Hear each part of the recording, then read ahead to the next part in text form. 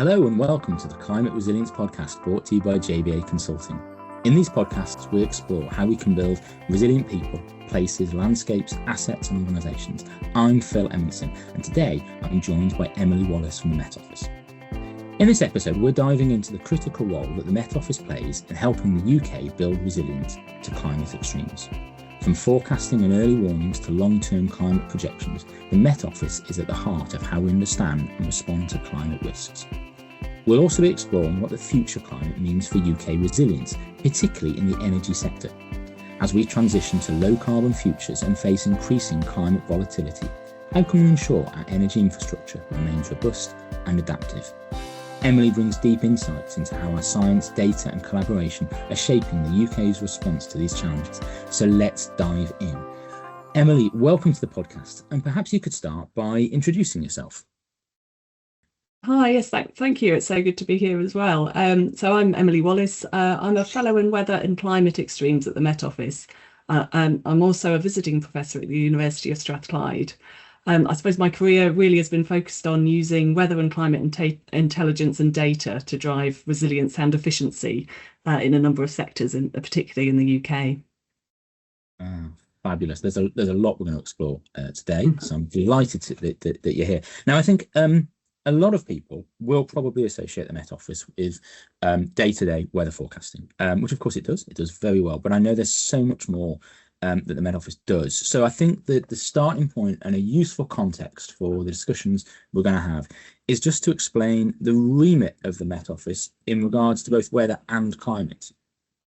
Yeah, that's right. So yes, Met Office is the UK national weather forecast provider. But we almost have a catchphrase of our visitors as they come around the office. If you have a visitor in, they'll say, "Oh, I didn't know you did that." And that's because there's such a wide variety of work that we get involved in, but it's all got a similar purpose. So we're working across public, government and industry to help us all, the public, government and industry, make better decisions to stay safe and thrive. And we're doing that right across sort of weather timescales. If we talk to a meteorologist, they'll tend to think about timescales in weather. So weather to climate timescales. So think about the sort of four elements of that. There's weather and climate, and there's staying safe, and there's thriving. So I'll take you through all four of those with some examples, just to sort of solidify it a little bit. So think about thriving in the weather timescale. As you mentioned, I'm particularly focused in the energy sector. The National Energy System Operator already use our forecast for helping optimise their balancing decisions within their control room. So that's where they're balancing energy generation and demand second by second. They're already using our weather forecast, and that helps them to make a really efficient energy choices for us day to day. So that helps the economy to thrive. Thinking about the weather timescale and staying safe. Warnings and storm naming, as you mentioned, are really critically important. I work with a group in Scotland called the Climate Resilient Infrastructure Scotland Group, or CRIS for short. Save my tongue a bit of work. We focused recently on storm warnings for Eowyn, which was a really intense storm at the beginning of the year this year. So we were working with the infrastructure operators themselves and trying to understand, well, what helps them to keep the impacts from Eowyn as low as they were, considering how extreme that storm was. They were talking about the importance of the weather warning to make sure that they got their personnel safely in position, ready to respond to the storm after it happened. So that really helped not just the community stay safe, but also those responders as well. Thinking about the climate timescale in terms of staying safe, is probably an obvious example for the likes of you at JBA. Our climate projections will help with resilience in terms of things like planning for flood defences. So where do we need those flood defences? How often will it rain? How much will it rain? And what will that mean for flooding? In terms of thrive, great examples. We've been working with Department of Education around overheating in schools, so keeping our school children thriving into the future, even with our changing climate. Fabulous. That's a really helpful explainer, I think, at the top to get us going, and really interesting to see the breadth of support that the Met Office provides across the public and government and infrastructure sectors that you were talking about there. I suppose then you have already used the word resilience on a number of occasions. This is the Climate Resilience podcast, after all. And if we look at the definition of resilience as set out by the government in the Resilience Action Plan that was published earlier this year, the national sort of definition, if you like, is the ability to anticipate, assess, prevent, mitigate, respond to, and recover from disruptive events, civil emergencies, or threats to our way of life.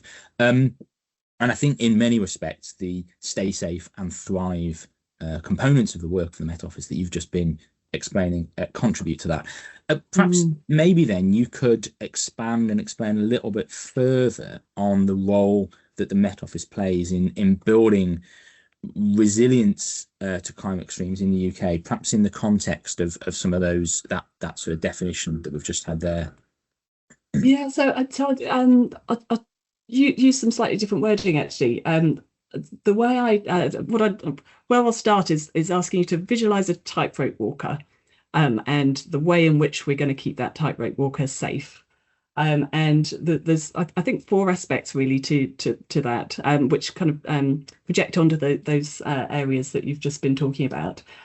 Often I think when climate scientists initially start thinking about resilience, they'll often go initially to robustness, so insensitivity to shocks. If you think about our tightrope walker, that might be the sort of intervention you might think about putting is I don't know, a glass tube or a solid tube around that tightrope walker, which will make the tightrope walker insensitive to gusts of wind, but kind of spoil the point, right? In the sort of climate in the Met Office world, this might be about putting calculating resilience in terms of robustness, so something like a flood defence. Yeah. Another way that you might think about keeping the tightrope walker safe could be about ensuring that tightrope walker is able to change easily or have flexibility. So in terms of the tightrope walker, this might be about putting a safety line on so that they can climb back onto their tightrope easily and they don't suffer too much should they fall. We can't do anything about the weather we experience, but at the Met Office, the safety line could be thought of as our weather warning service. So it allows a community to have a response ready to go, so that they can protect themselves should there be inclement weather. The third way we can keep our tightrope walker safer is perhaps to make sure that they have good balance. That would be something that they'd hopefully look to do early on.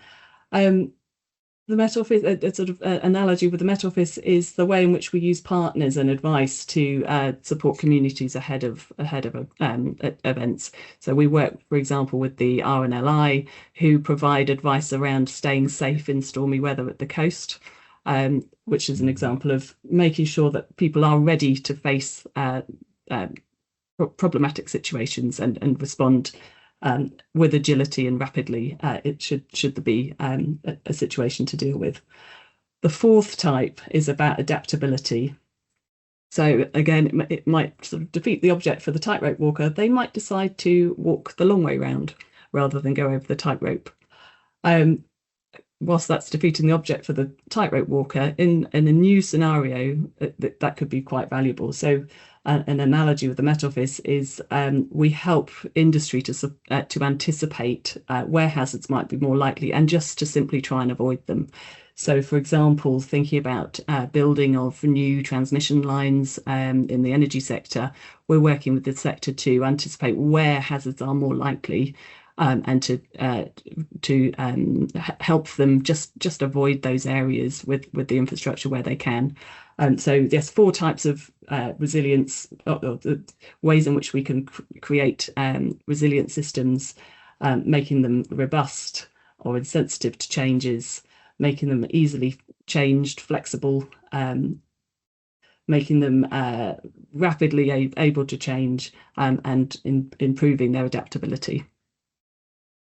Ah, that's really interesting. I've just been sort of jotting down some of the key phrases there that you've mentioned: adaptability, ready to respond, safety, awareness, assessment, the use of partners, which we'll come on to. But within that sort of explanation that you've just given, then it reminded me very much of the JBA sort of simplified framework for resilience to climate change, which is aware, adapt, respond, recover.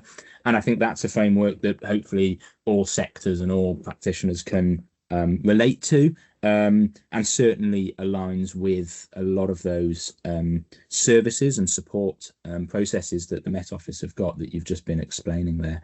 Um, Mm. we know that our climate is changing.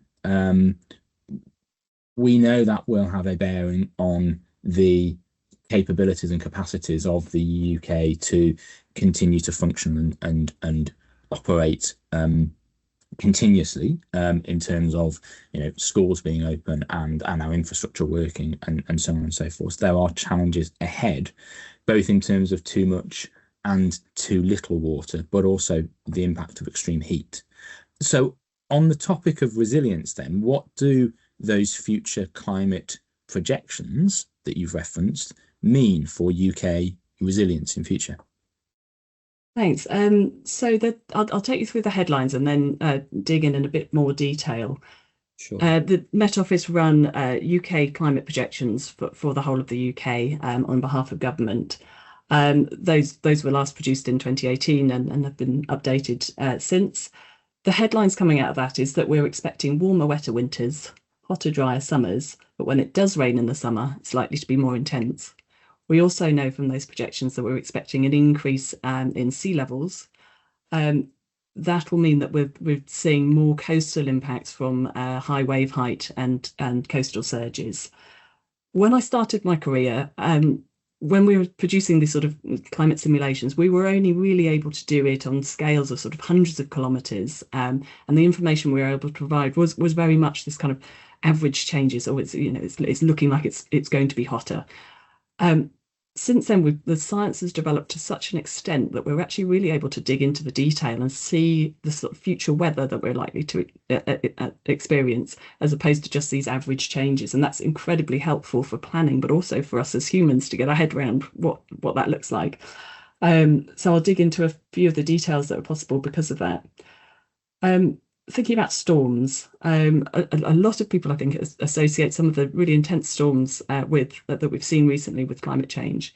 Climate projections actually don't have a strong indication of the direction of change we're expecting to see with storm numbers. So there's some indication that we're expecting more intense storms in the future, but actually it's a relatively weak signal, and there's a lot of variability year to year with storms. But what we do know, and we've already seen from, for example, 23-24 storm season, which was where we had 12 named storms that year, so very wet and windy, is that storms are getting wetter. And that storm season in particular, we calculated an attribution study at the Met Office. It's around about 20% wetter than it would have been in pre-industrial times. So we really understand that change and that what we're expecting with storms.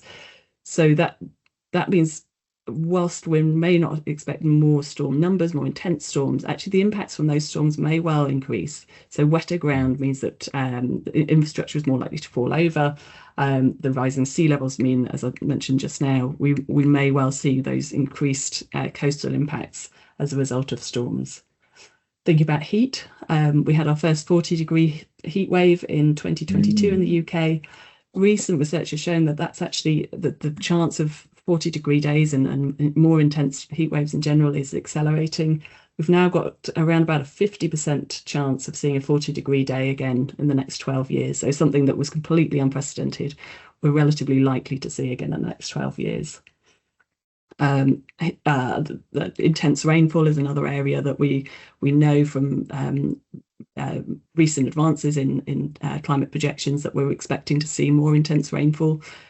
So that might mean that we're planning for drought in the same years as we're planning for flood, literally the same summer as we're planning for flooding. So digging down into those dry periods that might end in very intense rainfall, it'd be really important in terms of resilience.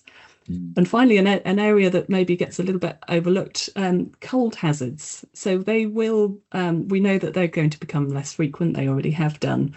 But that doesn't necessarily mean that the impacts are going to be less high. So because we'll be less prepared, we will be less used to seeing cold impacts when they do occur.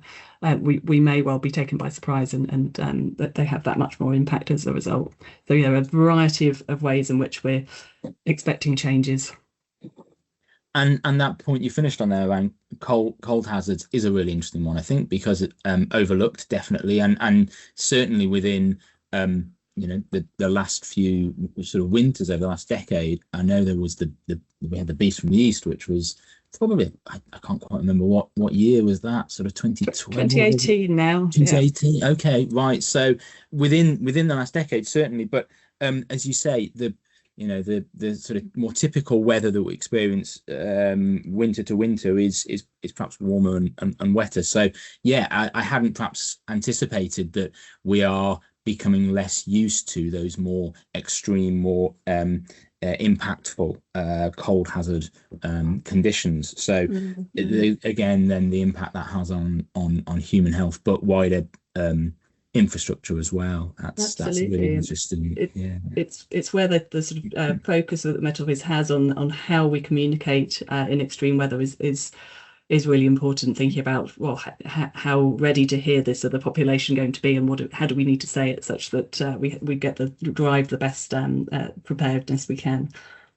Yeah, and we won't necessarily go into sort of communications as such, but on that point, there is often a challenge when it comes to communication around we're still in a drought season, or rather we're still experiencing a drought in certain parts of the UK at the moment, but we're going into storm season, and we are in a wet period of the year, so that can be quite challenging in terms of communicating water usage and what we expect of the population, coupled with the need to also prepare for flooding, which we've seen in South Wales in the last few weeks, for example. So yeah, it's certainly a challenge, isn't it?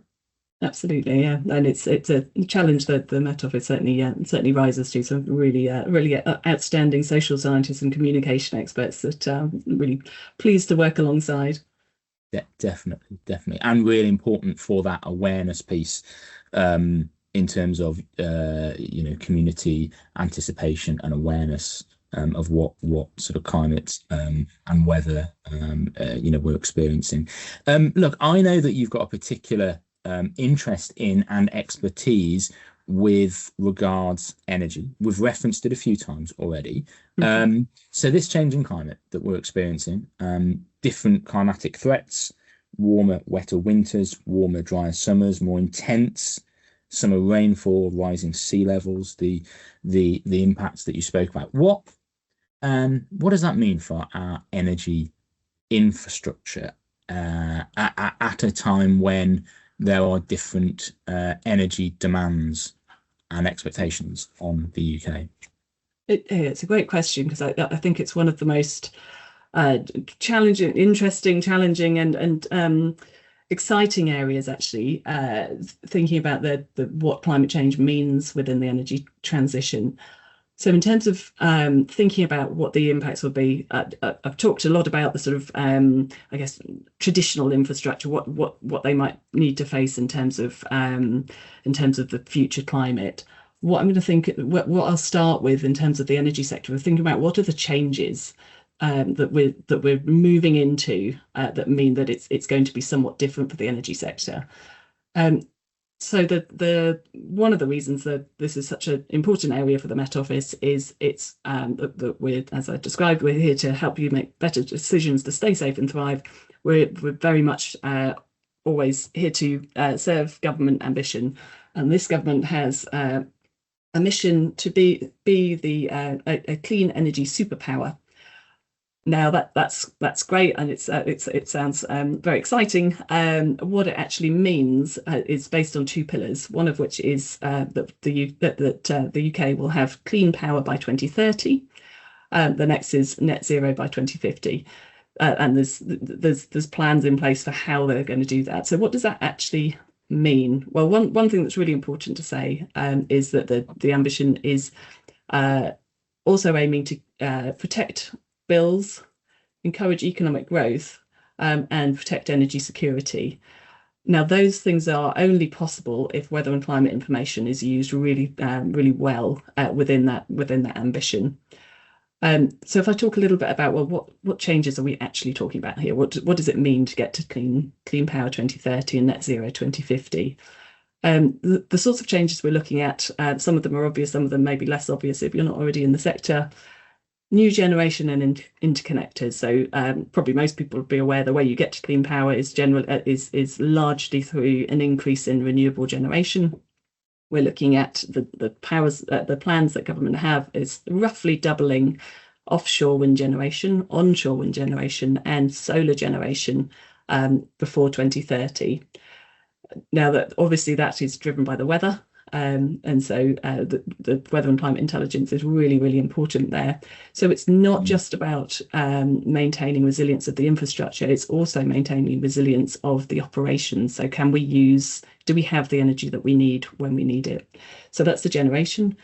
There is infrastructure, there's infrastructure build in terms of that generation is primarily happening. A lot of the generation will be connected into Scotland. The population is not so large in Scotland, so we'll need to bring it down into the south of the UK, into England. There's infrastructure build necessary to build the transmission lines to get that power from Scotland to population centres in the south.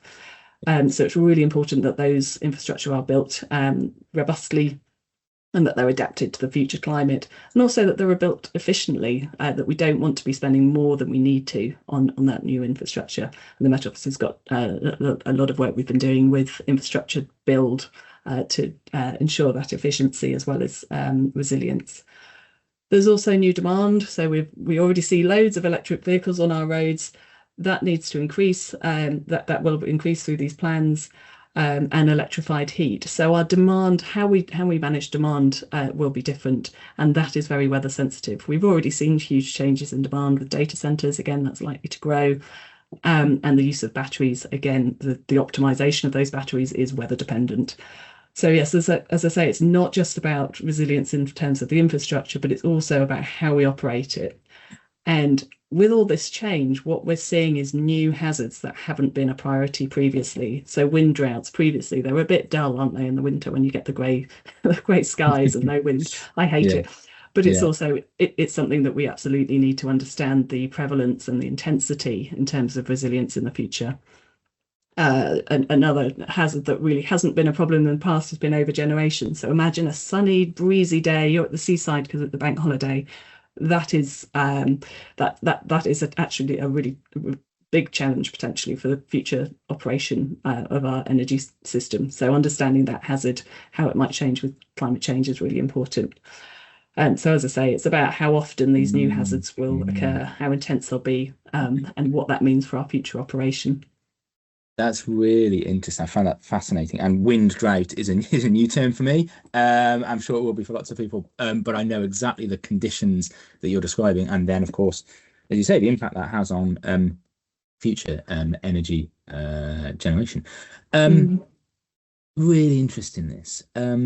We've spoken in the past on the podcast about how no single organisation can tackle the resilience challenge alone. The Met Office are clearly world-leading weather and climate experts and provide unrivaled services, I would say, to the UK in terms of climate resilience. However, something we've discussed is that resilience is and requires cross and multi-sectoral partnerships if we are going to build that whole society resilience to climate change. So I think you have referenced how you are working with different organisations and partners, infrastructure owners and operators. So Emily, why are they so important and what benefit do they bring to wider society? Yeah, as you say, partnership at the Met Office is incredibly important to how we work. So it's often how we get our trusted weather and climate data and intelligence into the hands of the people who can make the decisions. And as you say, without bringing those groups together, then the weather and climate data and intelligence is just going to miss the mark. It's not going to provide the value that we need. I particularly really passionate about transdisciplinary teams. I work with people who feel the same. I heard a quote recently: with the right minds in a room, anything is possible, and I absolutely believe in that. There's two partnerships that I'm involved in that are really close to my heart. First is at the academic end. The Met Office has a series of academic partners, so top flight at universities in the UK, who are specifically chosen to provide blue skies research, which is aligned to our research and innovation strategy. I've been working with Professor David Brayshaw at the Reading University, leading a strategic forum to focus on energy and climate in this space. What we've been doing there is using the academic forum, the academic partners, to uncover the expertise that can support the Met Office to deliver transdisciplinary services into the energy sector. There's a really lovely example that's spun out of that with Birmingham University, where we're focusing on seasonal forecasting for the energy sector. So it's a great place to sort of broaden the net and really explore what's possible, blue skies research. So that's one end of the spectrum. The other end of the spectrum is very much at the coalface, or not the coalface, as the case is now. Pun intended. Didn't mean to make that pun, but there we are. I'll go with it. With the National Energy System Operator. So the Met Office has recently signed a partnership with the National Energy System Operator. I don't think they're a household name yet. I speak to a lot of people who haven't yet understood who they are. They're a new public body, so new public corporation. Used to be part of National Grid, but they're now, as I say, publicly owned. They're there to take a whole system view. So that's the whole system, and the energy system means looking at electricity and gas and any other vectors that we end up with. So taking that whole system view to create a world where everyone has access to reliable, clean and affordable energy. I'm now spending, as part of the partnership, I'm now spending 3 days a week with NESO, and we're looking at a number of areas. The partnership recognises that the sector is already being influenced by climate change, and we're really building on an existing relationship between the two organisations.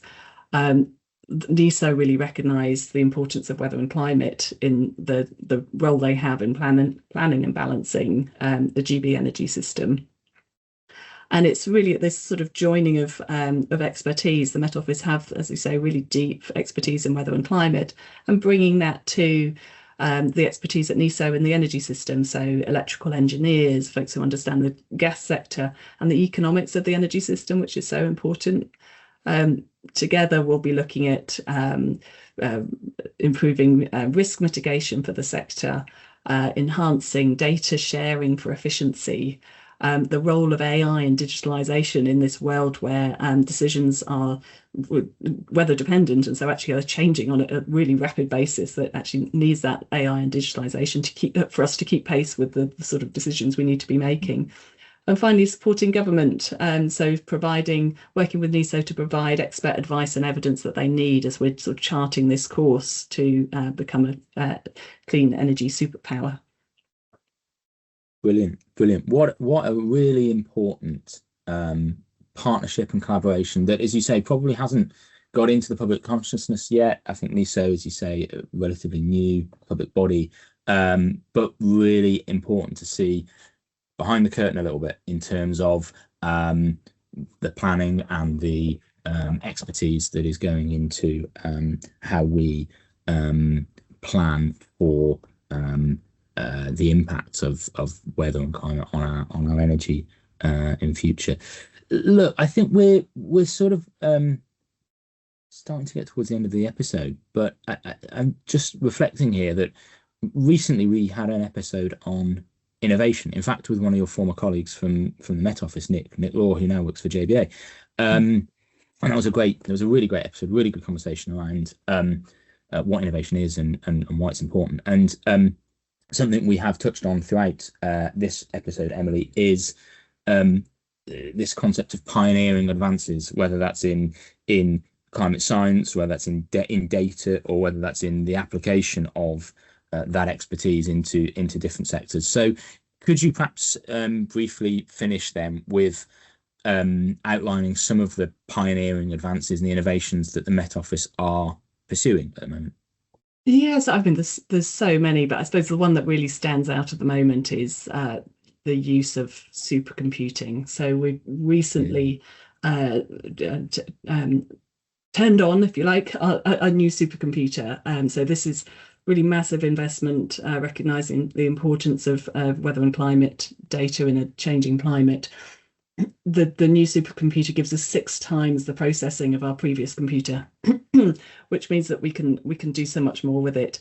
So it's now sitting in the cloud. We used to have our supercomputers at the Met Office on site, so one in the building itself, and one over at JBA in the Science Park in Exeter.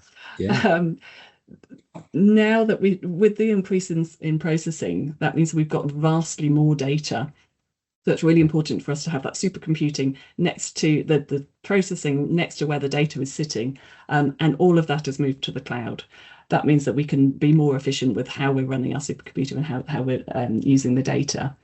The really exciting thing about the 6 times processing is that we can bring forward advances that we've known are incredibly important for some time. And there's actually a model upgrade expected in the new year.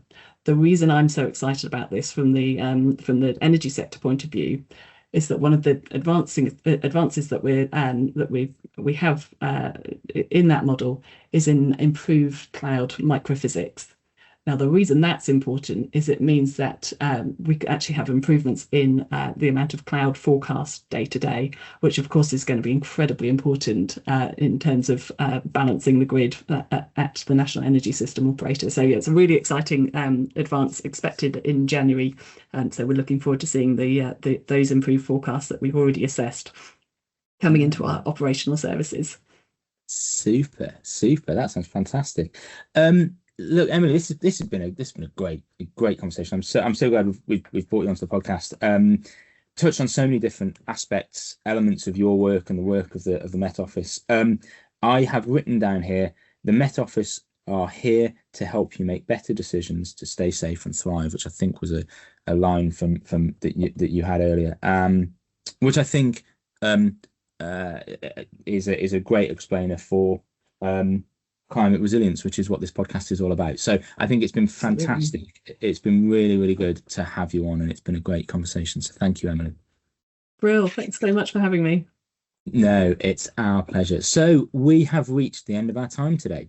As always, if you've enjoyed listening, then please hit the subscribe button so you're ready for the next episode in a few weeks' time. Till then, thanks for joining us. I'm Phil Emonson, and you've been listening to the Climate Resilience Podcast, brought to you by JBA Consulting.